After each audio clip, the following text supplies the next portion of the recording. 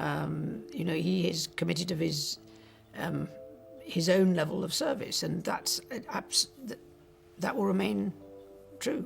So often all you see is the bad news and the bad behaviour. I think it's really quite difficult to follow in your parents' footsteps in the same sport. For a variety of reasons. I think that applies in almost any sport you can think of. After years of swirling whispers and royal speculation, Princess Anne has finally broken her silence. And what she reveals about Prince Philip will leave you speechless.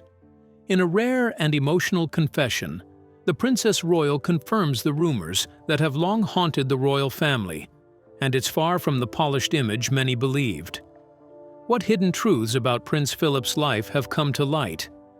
And why is Princess Anne speaking out now? Buckle up, because this revelation is bigger than anyone expected. A story of sacrifice and duty.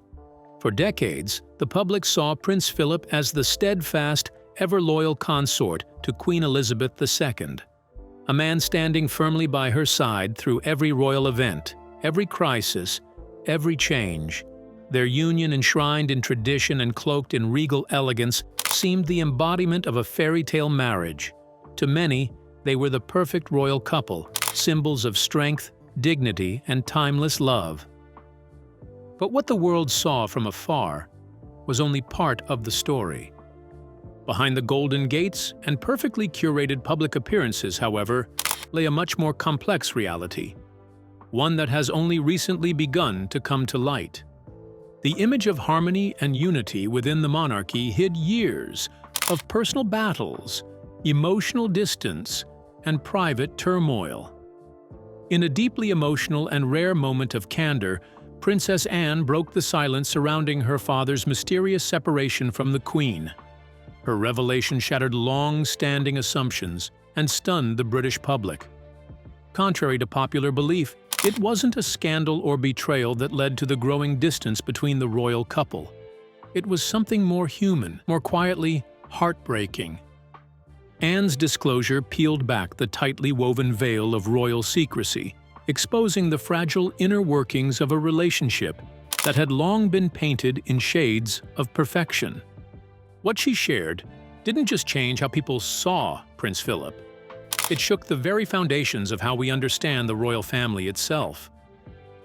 It reminded the world that even behind crowns and castles are human beings, trying to navigate life, duty, and emotion like everyone else.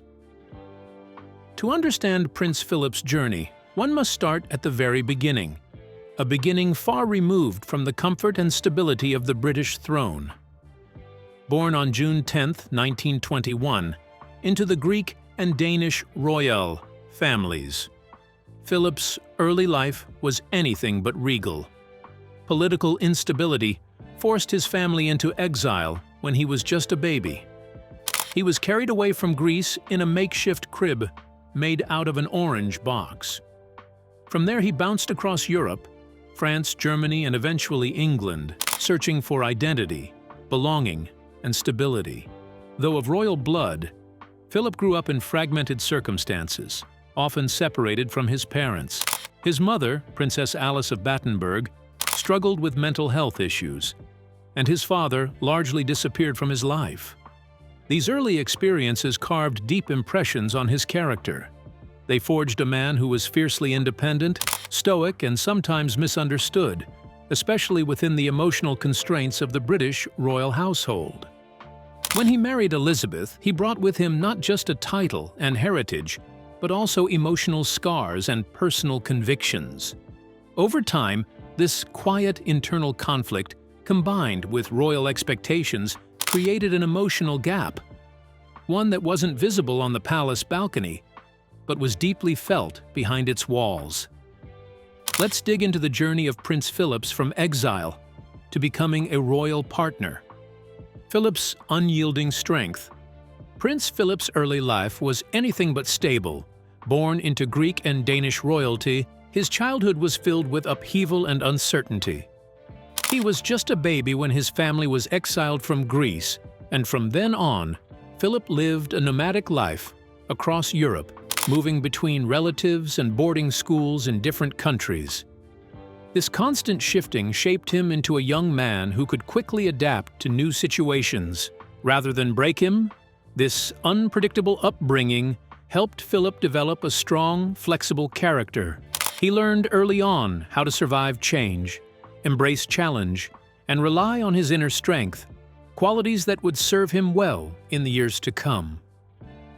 A major turning point in Philip's development came when he was enrolled at Gordonstown, a rigorous school in the north of Scotland, founded by a German educational reformer.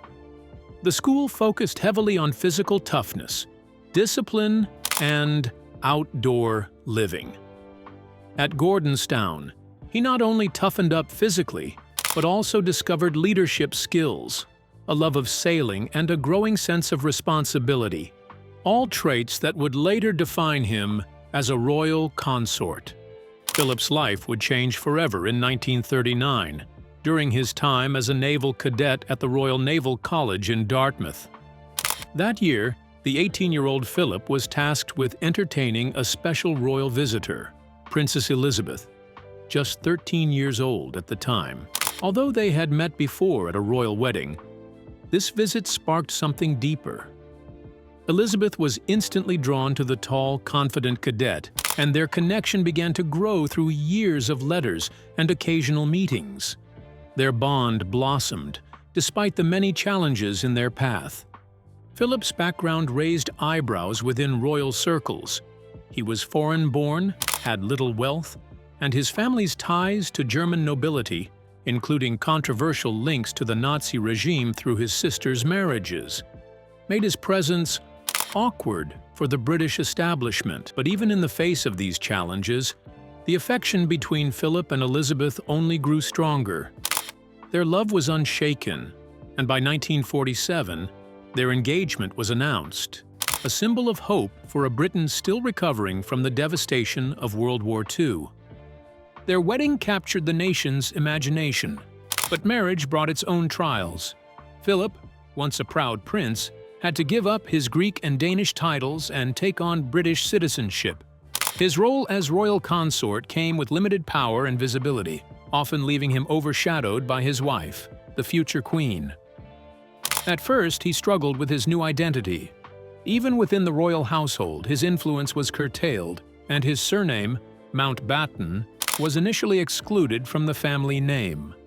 It wasn't until 1960, over a decade into their marriage, that a compromise was reached.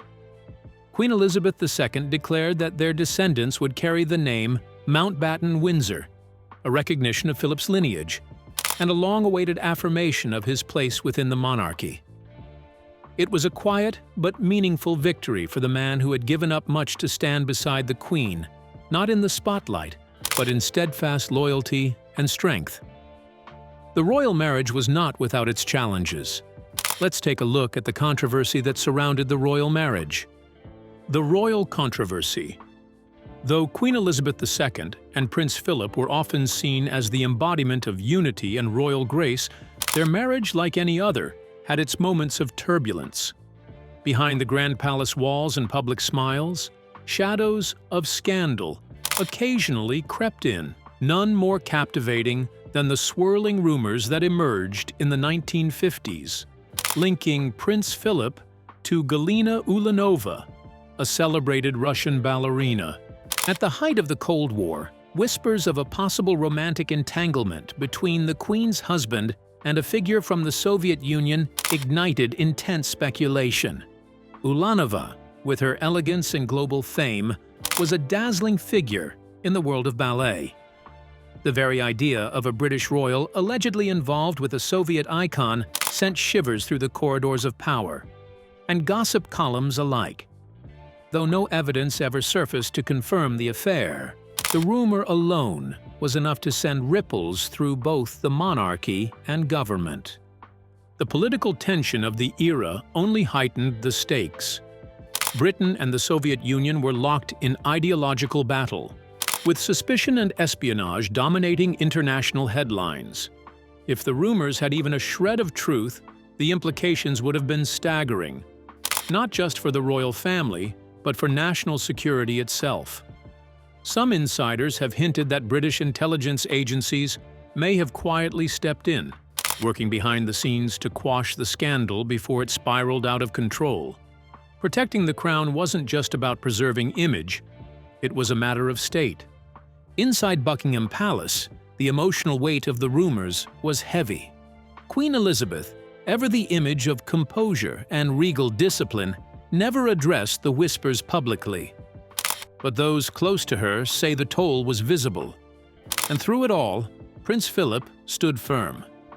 His transition from a naval officer to the Queen's consort was never without its own challenges. He had given up his military career, changed his nationality, and navigated constant scrutiny. Yet, through the trials, he remained loyal. He became not just a supportive husband, but a steady force behind the throne, embodying quiet dedication and unwavering presence. Their relationship, tested by rumors, distance, and duty, survived. In the face of public scandal and private strain, Elizabeth and Philip's bond endured, a testament to their resilience, commitment, and the complex, very human story behind one of the world's most iconic royal couples. Let's delve deeper into the details of their resilience, despite the challenges and rumors flying around. The silent struggles. For generations, the world watched Prince Philip and Queen Elizabeth II with admiration and curiosity. They stood side by side through decades of royal engagements, state visits, and national crises, always projecting an image of strength, unity, and grace under pressure. But behind the public displays of harmony and duty, a cloud of unanswered questions lingered, particularly one persistent rumor that refused to go away: the claim that Prince Philip had been unfaithful. This rumor, centered around an alleged affair with a ballerina, didn't just spark idle gossip. It ignited a firestorm of speculation that fascinated the public and puzzled royal observers. Yet neither the Queen nor Prince Philip ever directly addressed it. Their consistent silence only deepened the intrigue. Was it an act of royal restraint, or a quiet confirmation of the truth? Whatever the reason, the mystery took on a life of its own, becoming one of the most whispered-about chapters in royal history. Some dismissed the claims outright, calling them wild inventions by a sensationalist media hungry for scandal. To them, it was just noise, fabricated drama around a couple who had already endured more scrutiny than most could bear. Others, however, saw something more beneath the surface, a suggestion that this power couple's marriage wasn't untouched by struggle, but rather held together by something far more real than perfection: duty, loyalty, and a shared purpose. Prince Philip was a man of complexity. Publicly, he was the Queen's steadfast companion, supporting her in countless official roles and often walking 2 steps behind her. Privately, he was known for his independent spirit, restless energy, and occasional frustration with the strict rules of royal life. Some believed he longed for freedom beyond the confines of the palace walls. Even so, those who knew him well, including his son, Prince Andrew, defended his character vigorously, describing him as a man of integrity, service, and deep commitment to his family and country. Still, the rumor persisted, lingering like a shadow that never quite faded. And it wasn't just about a possible affair. It became a symbol of the hidden pressures that the royal couple endured. On the outside, Elizabeth and Philip seemed unbreakable, but those closest to them saw how the demands of their roles took a quiet toll. The Queen, famous for her calm and steady demeanor, bore the weight of both the crown and her private emotions, rarely revealing how deeply she may have felt the strain. Over the years, though, something remarkable happened. Instead of crumbling under the weight of rumors, responsibilities, and personal trials, their bond endured. Their marriage was never a flawless fairy tale. It was far more human than that. It was a union built not on fantasy, but on compromise, shared values, and an unshakable sense of duty. In the end, their lasting partnership became a quiet, dignified answer to all the speculation. A love story grounded in resilience, respect, and a promise to stand together no matter what storms came their way. What kind of relationship did Philip have with his children? Let's dig into the parenting style of the royal father. Prince Philip and his children. Prince Philip, the Duke of Edinburgh, a figure often known for his stern demeanor and unwavering dedication to duty, also played the deeply personal role of father to 4 children born from his marriage to Queen Elizabeth II, Prince Charles, Princess Anne, Prince Andrew, and Prince Edward. His relationships with each child were as unique as the individuals themselves, shaped by personality differences, generational gaps, and royal expectations. Prince Philip's bond with his eldest son, Prince Charles, was perhaps the most complex. Though they respected each other, they were fundamentally different in how they viewed the world. In a 2016 conversation with royal biographer Giles Brandreth, Philip described their differences candidly. "Charles is a romantic, and I am a pragmatist." He admitted that this contrast often led to misunderstandings, joking that his pragmatic nature made him seem unfeeling in comparison. Earlier reports, like those found in Penny Junor's 1988 biography, Charles, painted their relationship during Charles's youth as emotionally distant. Junor noted that they didn't communicate like a typical father and son, hinting at a childhood marked by formality and a lack of emotional closeness. In contrast, Princess Anne, the Duke's only daughter, shared a far warmer and more straightforward relationship with her father. Both tough, athletic, and fiercely independent, Anne and Philip bonded over a shared love of horse riding and sports. Royal commentator Victoria Arbiter once described Anne as rough and tumble and no-nonsense, attributes that closely mirrored her father's own temperament. Their mutual understanding forged a lifelong closeness that made their bond stand out among the royal siblings. Prince Andrew, the second son, experienced a far more strained connection with his father, particularly in adulthood. The Duke was known to have disapproved of Andrew's choices, particularly surrounding his 1996 divorce from Sarah Ferguson. When asked about the matter, Prince Philip was quoted as saying, "Everything I have worked for 40 years has been in vain," reflecting his deep disappointment. His disapproval grew even stronger with Andrew's controversial association with convicted sex offender Jeffrey Epstein. That relationship and Andrew's disastrous 2019 BBC Newsnight interview reportedly further fractured their already uneasy bond. Meanwhile, Prince Edward, the youngest of the royal children, was often regarded as the one with whom Prince Philip enjoyed the easiest and most affectionate relationship. The Earl of Wessex frequently spoke up in defense of his father, particularly when the media portrayed the Duke harshly. In a heartfelt interview with ITV News, Edward reflected on how the public misunderstood Philip, stating, "He used to give them as good as he got, always in an entertaining way. He was brilliant. Always absolutely brilliant." Edward's admiration and understanding of his father were evident, suggesting a deep mutual respect and affection. Each of Prince Philip's children saw a different side of him, whether disciplinarian, confidant, critic, or champion. His legacy as a father is, like the man himself, complex, layered, and deeply human. Before his death, Philip retired from royal duty, returning to simplicity. Let's find out what the new chapter was for him. A new chapter.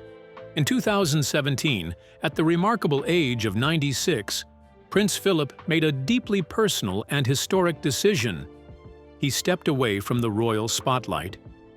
After more than 7 decades of unwavering public service and thousands of royal appearances by Queen Elizabeth II's side, the Duke of Edinburgh chose to retire from official duties. It was not a decision made lightly, nor one driven by scandal or controversy. Instead, it was a graceful bow from a life lived under constant public scrutiny. a moment to finally embrace rest after a lifetime of relentless commitment to crown and country. Prince Philip's retirement marked the end of an era. Known for his tireless energy, sharp wit, and steadfast support for the Queen, he had long been a fixture of British public life. But as the years passed and age began to weigh on him, it became clear that it was time to slow down. He retreated to Wood Farm, a quiet, unpretentious cottage nestled within the royal Sandringham estate.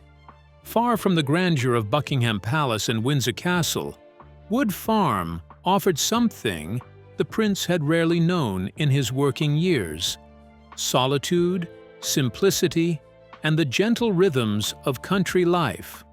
At Wood Farm, Prince Philip found his version of paradise. Without the pressures of royal protocol or ceremonial obligations, he was free to enjoy the things he loved most. He spent his days painting, reading, strolling through nature, and occasionally entertaining close friends.